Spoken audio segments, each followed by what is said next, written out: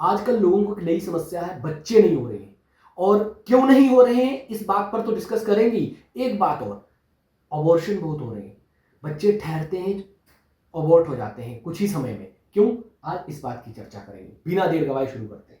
ये पंचम घर जो है ना, ये आपकी संतान का घर है। आपकी संतान कैसी होगी ये तो बाद की बात है, संतान होगी या नहीं होगी पहली बात ये है। अगर यहां पर खराब राहु बैठ गया तो संतान का होना असंभव।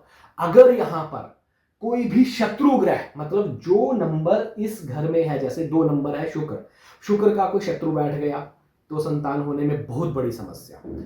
अगर यहां पर राहु बैठ गया तो अबॉर्ट होने के चांस, जिन लोगों को अबॉर्ट होते हैं आप देखिएगा उनको राहु की दशा होगी, केतु की दशा होगी, या यहां पर खराब शनि बैठ गया तो अबॉर्ट होते हैं, सूर्य खराब बैठ गया तो अबॉर्ट होते हैं, मंगल खराब बैठ गया तो अबॉर्ट होते हैं। अगर यहां सूर्य 5 नंबर वो अपनी राशि में हो तो अबॉर्ट नहीं होगा।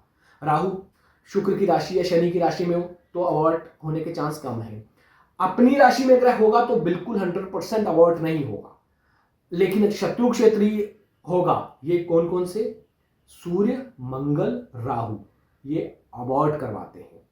इसके बाद कि बच्चे क्यों नहीं होते, जब भी पंचम घर की दृष्टि, पंचम घर पर जिस ग्रह की दृष्टि हो वो शत्रु ग्रह हो, मतलब शुक्र का घर है ये, यहां पर कोई सूर्य देख रहा है, मंगल देख रहा है, तो बच्चे होने में दिक्कत आती है।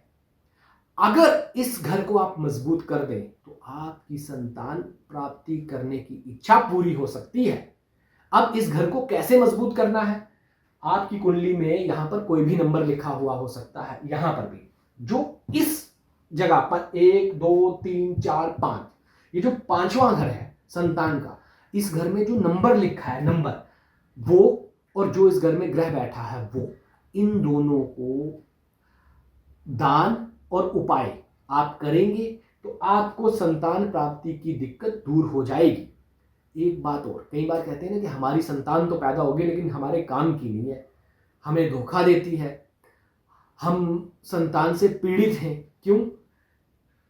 उपाय करके संतान तो पैदा हो जाती है लेकिन जीवन में आपके उस संतान का सुख नहीं लिखा होता। तो अगर उस सुख को भी भोगना चाहते हैं तो शुरू से ही देख लें कि ये अच्छा नहीं था, इसलिए इससे रिलेटेड दान पुण्य कर्म करते रहिए ताकि संतान चीटिंग न करे। याद रखिएगा, पंचम घर को मजबूत करना है तो संतान से फायदा मिलेगा, पैदा करने से लेके बड़ा करने तक फायदा मिलेगा। और ये पंचम घर का कमजोर रहा तो संतान पैदा हो गई तो उसके बाद धोखा देगी, पहले तो पैदा होगी नहीं।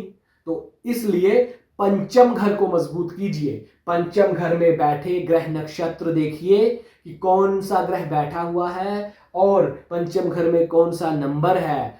अगर आपके पंचम घर में कुछ दिक्कत है तो उसका इलाज कीजिए। इसके अलावा आयुर्वेदिक इलाज भी हैं, कुछ मेडिसिन्स भी हैं, वो भी लीजिए और इसको भी कीजिए तो देखिए आपकी संतान पैदा होगी। और पंचम घर का उपाय कई बार तो बहुत शॉर्ट में हो जाता है और कई बार बहुत लंबा होता है, क्योंकि कई बार 2 2 3 3 ग्रह बैठे होते हैं तो उन तीनों का उपाय करना पड़ता है, इस नंबर का उपाय करना पड़ता है। इसलिए अच्छे ज्योतिषी से सलाह मशवरा लीजिए और पंचम घर को ठीक कीजिए और संतान प्राप्ति का सुख उठाइए।